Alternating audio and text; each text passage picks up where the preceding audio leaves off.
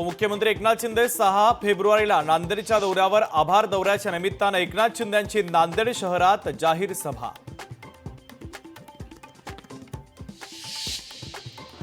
पुणे इंदोर महामार्गावरील रेल्वे ओव्हरब्रिजच्या संरक्षक भिंतीला ट्रॅकची जोराची धडक, तर अपघातामध्ये कोणतीही जीवितहानी नाही. पैठण पोलिसांची वाळू तस्करांच्या विरोधात मोठी कारवाई. 1,35,00,000 रुपयांचा मुद्देमाल पोलिसांनी केला जप्त. साताऱ्यामध्ये घरफोडी करणाऱ्या आरोपीला अटक. मेढा पोलिसांनी कारवाई करत मुद्देमाल केला जप्त. सांगलीमध्ये अखिल भारतीय मराठा महासंघाकडून निषेध व्यक्त. सरपंच संतोष देशमुख यांच्या हत्या प्रकरणी धनंजय मुंडेंची पाठराखण केल्यामुळे मराठा महासंघ आक्रमक. छत्रपती संभाजीनगरमध्ये रेशन तांदळाचा काळा बाजार. मोठ्या प्रमाणात रेशनचा साठा गोडाऊनमधून जप्त.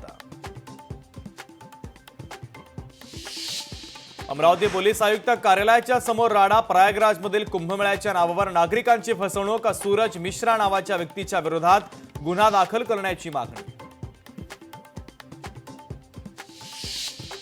परभणीमध्ये संभाजी सेनेचे शहराध्यक्ष अरुण पवार यांच्यावर जीवघेणा हल्ला. हल्ल्यात शहराध्यक्ष अरुण पवार गंभीर जखमी.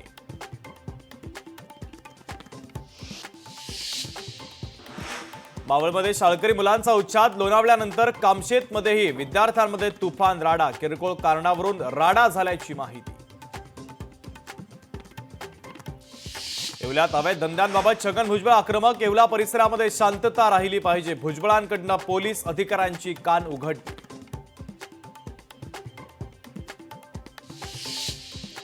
खडकवासला धरणातून पाणी वाहून नेणाऱ्या कालव्यात प्लास्टिकचा खच. कालव्याच्या स्वच्छतेकडे अधिकाऱ्यांचं सर्रासपणे दुर्लक्ष. कल्याणमध्ये चोळेगाव तलाव विसर्जनासाठी बंद. गणेश भक्तांची गैरसोय होत असल्यानं ठाकरेंची शिवसेना आक्रमक. कृत्रिम तलावाची व्यवस्था करण्याची स्थानिक नागरिकांची मागणी. पुणे नागपूर नंतर अमरावतीमध्ये जीबीएसचा शिरकाव. जीबीएसचे 2 संशयित रुग्ण आढळले. दोन्ही रुग्ण हे 16 वर्ष वयोगटाच्या आतील.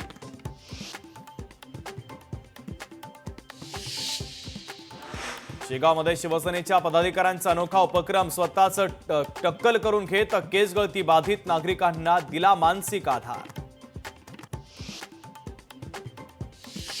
अकोल्यामध्ये शेतमजुरांना अचानक बिबट्या दिसल्यानं खळबळ उडाली. वन विभागाला बिबट्याला पकडण्यात मोठं यश.